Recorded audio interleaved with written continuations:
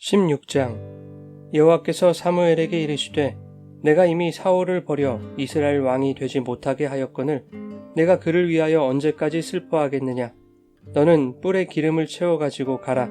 내가 너를 베들레헴 사람 이새에게로 보내리니 이는 내가 그의 아들 중에서 한 왕을 보았느니라 하시는지라. 사무엘이 이르되 내가 어찌 갈 수 있으리이까. 사울이 들으면 나를 죽이리이다 하니 여호와께서 이르시되 너는 암송아지를 끌고 가서 말하기를 내가 여호와께 제사를 드리러 왔다 하고 이새를 제사에 청하라.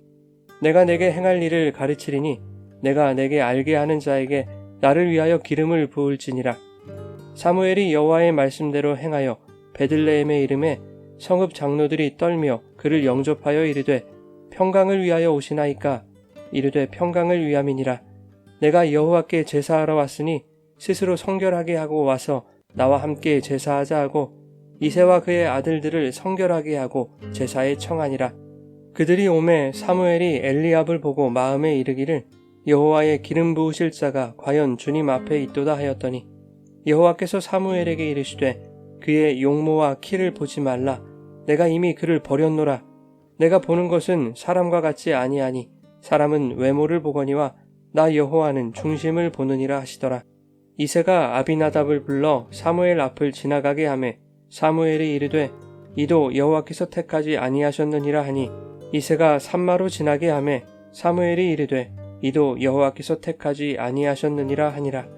이새가 그의 아들 7을 다 사무엘 앞으로 지나가게 하나 사무엘이 이새에게 이르되 여호와께서 이들을 택하지 아니하셨느니라 하고 또 사무엘이 이새에게 이르되 내 아들들이 다 여기 있느냐. 이새가 이르되 아직 막내가 남았는데 그는 양을 지키나이다. 사무엘이 이새에게 이르되 사람을 보내어 그를 데려오라. 그가 여기 오기까지는 우리가 식사 자리에 앉지 아니하겠노라. 이에 사람을 보내어 그를 데려오매 그의 빛이 붉고 눈이 빼어나고 얼굴이 아름답더라. 여호와께서 이르시되 이가 그니 일어나 기름을 부으라 하시는지라. 사무엘이 기름 뿔병을 가져다가 그의 형제 중에서 그에게 부었더니 이날 이후로 다윗이 여호와의 영에 크게 감동되니라. 사무엘이 떠나서 라마로 가니라. 여호와의 영이 사울에게서 떠나고 여호와께서 부리시는 악령이 그를 번뇌하게 한지라. 사울의 신하들이 그에게 이르되 보소서 하나님께서 부리시는 악령이 왕을 번뇌하게 하온즉 원하건대 우리 주께서는 당신 앞에서 모시는 신하들에게 명령하여 수금을 잘 타는 사람을 구하게 하소서. 하나님께서 부리시는 악령이 왕에게 이를 때에 그가 손으로 타면 왕이 나으시리이다 하는지라. 사울이 신하에게 이르되 나를 위하여 잘 타는 사람을 구하여 내게로 데려오라 하니 소년 중 한 사람이 대답하여 이르되 내가 베들레헴 사람 이새의 아들을 본즉 수금을 탈 줄 알고 용기와 무용과 구변이 있는 준수한 자라. 여호와께서 그와 함께 계시더이다 하더라.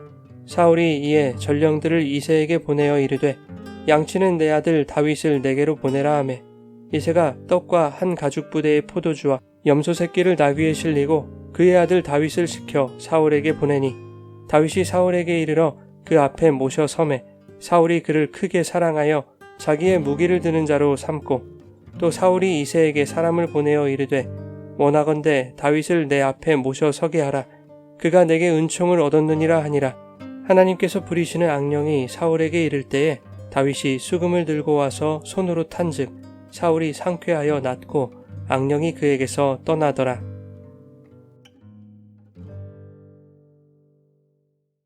여러분 좋은 아침입니다. 오늘도 말씀의 은혜가 여러분의 삶에 풍성히 임하기를 소망합니다. 15장은 여호와께서 사울을 이스라엘의 왕으로 삼으신 것을 후회하셨다라는 말씀으로 끝이 났습니다. 이로 인해 사무엘은 슬퍼하죠. 본문 1절에 하나님은 그런 사무엘에게 자신이 이미 사울을 버렸음을 다시 한번 확인시켜 주시면서 언제까지 사울 때문에 슬퍼하겠느냐고 말씀하십니다.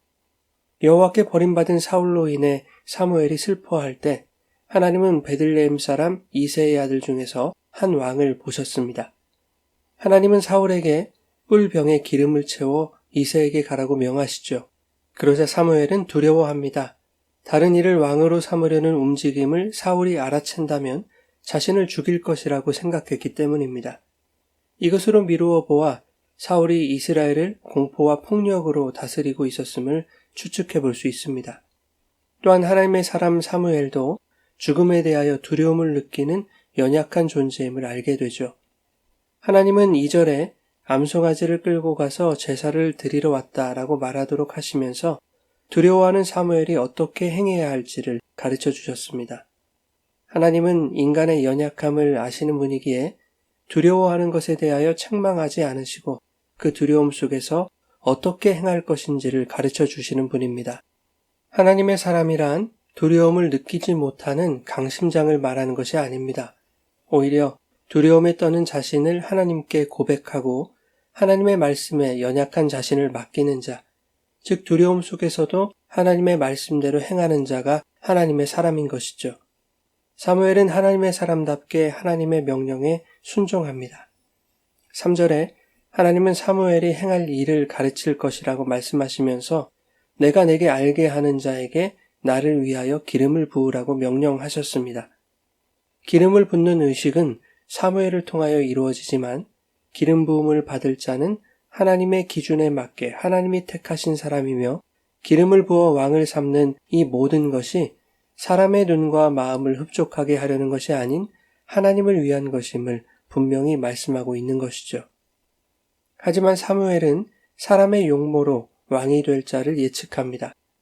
사무엘은 이새의 첫째 아들 엘리압의 외모를 보고 그가 기름 부음을 받을 자라고 생각했던 것입니다. 그러자 하나님이 사무엘에게 말씀하십니다. 그의 용모와 키를 보지 말라. 내가 이미 그를 버렸노라. 이것은 엘리압을 두고 하신 말씀이기는 하지만 동시에 사울을 떠올리는 말씀이기도 하죠. 과거 사무엘은 다른 사람들보다 어깨 위만큼 키가 큰 사울의 풍채와 용모를 마음에 들어하면서 모든 백성 중에 이만한 인물이 없다라고 말했던 적이 있었습니다. 그러나 그런 사울은 하나님으로부터 버림을 받았죠. 그런데도 사무엘은 또다시 용모와 키를 왕이 될 자의 자격으로 여겼던 것입니다. 그런 사무엘에게 하나님이 말씀하시죠. 내가 보는 것은 사람과 같지 아니하니 사람은 외모를 보거니와 나 여호와는 중심을 보느니라. 한편 이새의 아들 7이 사무엘 앞으로 지나갔지만 그 중에는 하나님이 택하신 자가 없었습니다. 10절에 보면 이새가 그의 아들 7을 다 사무엘 앞으로 지나가게 했다고 말씀합니다. 이 말씀만 보면 이새에게는 아들 7이 전부인 것처럼 보입니다. 그러나 양을 치러 간 막내 아들인 다윗이 남아 있었죠. 다윗이 얼마나 존재감 없는 아들이었는지를 알 수 있습니다. 아버지 이새의 눈에도 보잘것없는 부끄러운 아들이었을지도 모릅니다. 그러나 하나님은 그런 다윗에게 기름을 붓도록 하시죠. 존재감도 없고 보잘것도 없는 다윗이었지만 12절에 그는 눈이 빼어나고 얼굴, 즉 용모 형상이 아름다운 사람이라고 기록하고 있습니다. 이것은 하나님도 외모를 보셨다는 것을 말하는 것은 아닐 것입니다. 여기서 아름다웠다는 말은 토브, 선하다라는 뜻으로 하나님이 창조하신 것을 보시고 좋았더라 라고 말씀하신 그 단어와 같습니다. 다시 말하면 다윗은 하나님이 보시고 기뻐하신 사람이었다는 것입니다. 이것은 비단 다윗만의 이야기가 아닙니다. 과거 하나님이 사울을 택하실 때 하나님은 사울의 외모를 보고 그를 택하지 않으셨습니다. 그때도 사울의 중심을 보고 택하셨을 것입니다.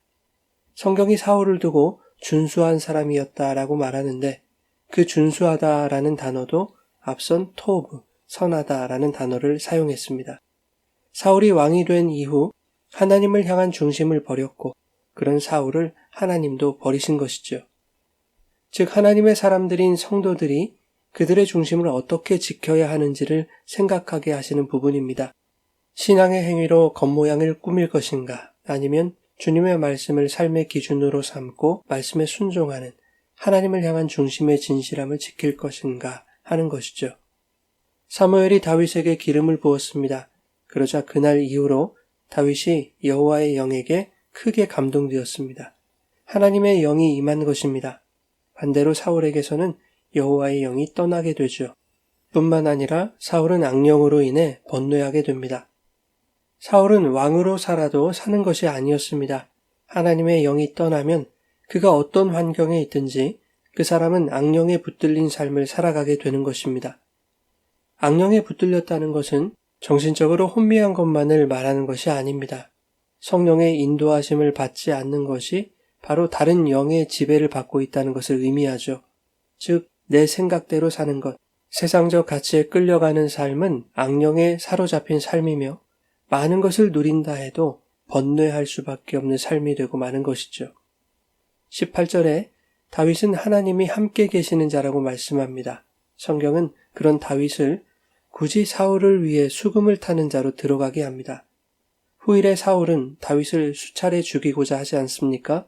그러니 성경은 다윗을 사지로 들여보낸 것이나 마찬가지입니다. 이것을 보면 하나님이 함께 하시는 자에게 고난이 없다 말할 수 없습니다. 오히려 하나님이 함께 하시는 자에게 극심한 고난이 찾아옵니다. 그러나 하나님이 함께 하심으로 어떠한 고난도 이길 수 있음을 오늘 말씀을 통해 성도는 확신할 수 있는 것이죠. 하나님은 다윗을 이기는 자로 만들어 가시기 위해 호랑이 굴에 던져 넣으셨습니다. 그 호랑이 굴에서 오직 하나님을 바라고 신뢰하는 마음으로 그 중심을 지키는 자로 다듬어 가실 것입니다. 오늘 우리도 주의 성령에 이끌려 어떠한 상황 속에서도 주님을 의지하고 신뢰하는, 중심이 견고하여 흔들리지 않는 하나님이 기뻐하시는 교회들로 세워져 가기를 예수님의 이름으로 축원합니다.